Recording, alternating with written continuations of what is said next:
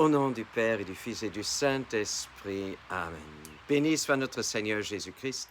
Béni soit la Vierge Marie, la maman de Jésus et aussi notre maman. Chers frères et sœurs, aujourd'hui, dans l'Évangile, nous lisons une très belle page, mais une page qui nous lance aussi un très grand défi. Écoutons d'abord le début. Jésus, voyant les foules, eut pitié d'elles parce qu'elles étaient fatiguées et abattues comme des brebis sans berger. Jésus voit la fatigue, il voit la détresse, il voit l'oppression des gens, il voit les simples gens, il voit les maladies, il voit toutes les détresses, qu'elles soient financières, qu'elles soient de la santé ou autres. Jésus connaît notre cœur. Alors, quelle est la réponse que Jésus va donner? Beaucoup de gens aujourd'hui disent, mais si Dieu était un bon Dieu, il devrait faire ceci, il devrait faire cela. Si moi j'étais le bon Dieu, je ferais ceci et je ferais cela. Alors, c'est tout à fait étonnant de ce que Jésus va faire maintenant face aux détresses de ce monde, face aux maladies, face à tout ce qui peut abattre les gens qui sont sans berger.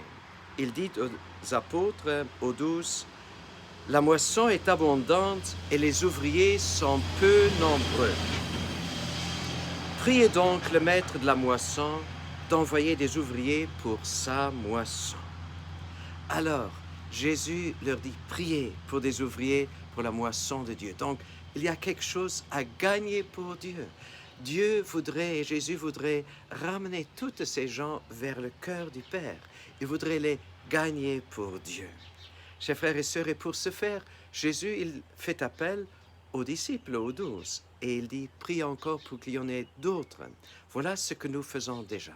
Mais alors, Jésus donne autorité à ses 12, il donne autorité à l'Église, à ceux qui sont ses disciples, pour faire quoi? Et ça, c'est très, très intéressant. Et Jésus, en donnant cette autorité, il va au fond.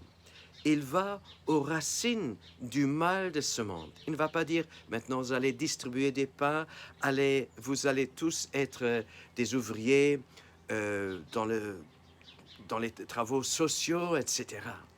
Ou en politique. Bien sûr, il en faut de ces gens-là. Et nous sommes heureux qu'ils soient pour aider. Mais Jésus dit à ses apôtres, il leur donne autorité d'expulser des esprits mauvais, de guérir toute maladie et toute infirmité, et de ressusciter des morts même, à tel point-là. Chers frères et sœurs, et Jésus va aux racines, et il voit comment des personnes peuvent être liées par le péché, peuvent être liées par des injustices, et nous-mêmes, souvent, nous transmettons encore des injustices et nous faisons souffrir d'autres personnes par notre propre péché. Chers frères et sœurs, et Jésus dit, il faut que les gens soient vraiment déliés à la racine, dans leur cœur, qu'ils soient libres. Et combien de morts nous avons, des gens sans espoir, ils sont morts dans leur cœur, dans leur âme. Et Jésus parle surtout aussi de cette mort pour ressusciter les gens, pour les faire revivre dans son amour, pour donner un vrai espoir, pour donner une vraie vie. Alors, chers frères, qu'est-ce que nous pouvons faire? Qu'est-ce que nous pouvons faire concrètement? Alors, d'abord, commençons par nous-mêmes. Si nous voyons qu'il y a des liens, qu'il y a du péché dans notre propre cœur, dans notre âme, qui voudrait nous décourager, qui voudrait nous abattre, nous, alors faisons d'abord notre propre ménage, pour ainsi dire, et demandons au Seigneur toutes les grâces. Utilisons les sacrements et surtout aussi la confession. Lisons la parole de Dieu, que nous soyons purifiés toujours davantage par Dieu, que nous soyons libres intérieurement, que nous puissions nous rendre compte de quel amour Dieu nous aime et quelle autorité il nous a donnée dans l'Esprit Saint. Et puis, quelque chose de tout à fait surprenant que je viens d'entendre, voici un jour seulement, je ne savais pas, il y avait un groupe de prêtres et de séminaristes qui visitaient le pape Jean-Paul II. Alors, il les encourageait, il leur disait, mais vous savez, une prière très forte, une prière d'exorcisme, de libération, c'est la prière que l'Église connaît comme la prière au Saint Archange Michael.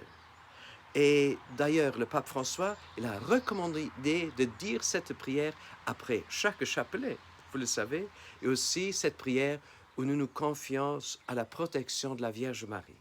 Et puis, le pape Jean-Paul II de continuer, alors il retire de sa poche son chapelet et il dit, ça c'est une prière d'exorcisme.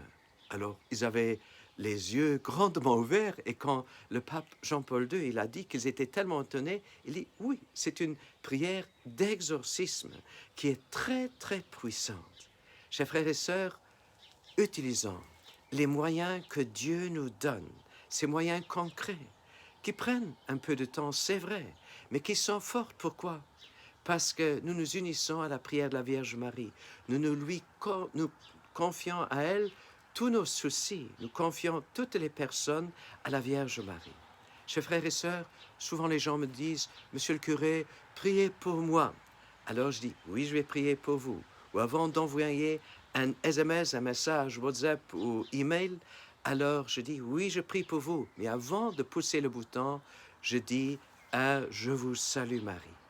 Très, très souvent, chers frères et sœurs. Et c'est étonnant, les gens me font l'écho. Monsieur le curé, merci beaucoup pour votre prière. Qu'est-ce qu'elle était puissante.